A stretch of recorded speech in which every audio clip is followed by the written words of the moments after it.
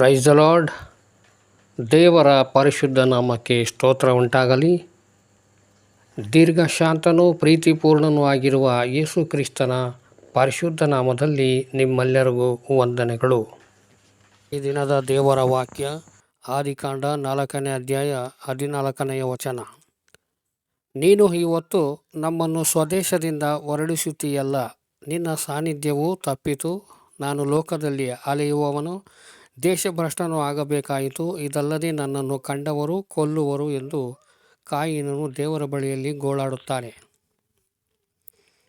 ನಿನ್ನ ಸಾನ್ನಿಧ್ಯವು ತಪ್ಪಿತು ಎಂದು ಕಾಯಿನನು ಗೋಳಾಡುತ್ತಾನೆ. ಆದರೆ ಇಲ್ಲಿ ಹಾಗಲ್ಲ. ಕಾಯಿನನ ಮುಖಕ್ಕೆ ದೇವರು ಮರೆಯಾದನು.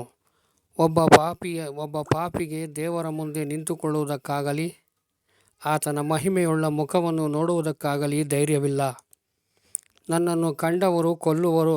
ನಿಜವಾಗಿ ಹೇಳಬೇಕಾದರೆ ಕಾಯಿನನ ಸುತ್ತಲೂ ಅವನ ರಕ್ತ ಸಂಬಂಧಿಗಳು ಇದ್ದರೇ ಹೊರತು ಅನ್ಯರು ಇರಲಿಲ್ಲ. ಹೀಗಿರುವಲ್ಲಿ ಅವನ ಈ ಮಾತನ್ನು ಯಾರೂ ನಂಬುವುದಕ್ಕೆ ಆಗುವುದಿಲ್ಲ. ತನ್ನನ್ನು ಕಂಡ ಪ್ರತಿಯೊಬ್ಬರೂ ತನ್ನನ್ನು ಕೊಲ್ಲುವರೆಂಬುದು ಕಾಯಿನನ ಸ್ವಂತ ಕಲ್ಪನೆಯಾಗಿತ್ತು. ಒಬ್ಬ ಪಾಪಿ ಯಾವಾಗಲೂ ಅನಾವಶ್ಯಕವಾದ ಭಯ ಮತ್ತು ಭೀತಿಗಳಿಂದ ಆವರಿಸಿರುತ್ತಾನೆ. ಕಾಯಿನನು ಕೊಲೆಗಾರನಾದಾಗ ಪ್ರಪಂಚದಲ್ಲಿರುವ ಪ್ರತಿಯೊಬ್ಬ ವ್ಯಕ್ತಿಯು ಕೊಲೆಗಾರನಾಗಿದ್ದಾನೆ ಎಂದು ಯೋಚಿಸಲು ಪ್ರಾರಂಭಿಸಿದರು. ಹೇಗೆಂದರೆ, ಕಪ್ಪು ಕನ್ನಡಕವನ್ನು ಹಾಕಿಕೊಂಡಾಗ ಪೂರ್ಣ ಪ್ರಪಂಚವೇ ಕತ್ತಲಾದಂತೆ ಕಾಣುವ ಹಾಗೆ ನಮ್ಮ ಹೃದಯವು ಹೊಲಸಾಗಿದ್ದರೆ ಎಲ್ಲರೂ ಹೊಲಸಿದ್ದಂತೆ ನಾವು ಯೋಚಿಸುತ್ತೇವೆ. ಇದಕ್ಕೆ ವ್ಯತಿರಿಕ್ತವಾದುದು ಇದರಷ್ಟೇ ಸತ್ಯ. ಪ್ರತಿಯೊಬ್ಬರೂ ಅಶುದ್ಧರೆಂದು ನಾವು ಯೋಚಿಸಿದರೆ ನಾವು ಅಶುದ್ಧರು ಎಂದರ್ಥ. ನಮ್ಮನ್ನು ನಾವು ಪರೀಕ್ಷೆ ಮಾಡಿಕೊಳ್ಳೋಣ.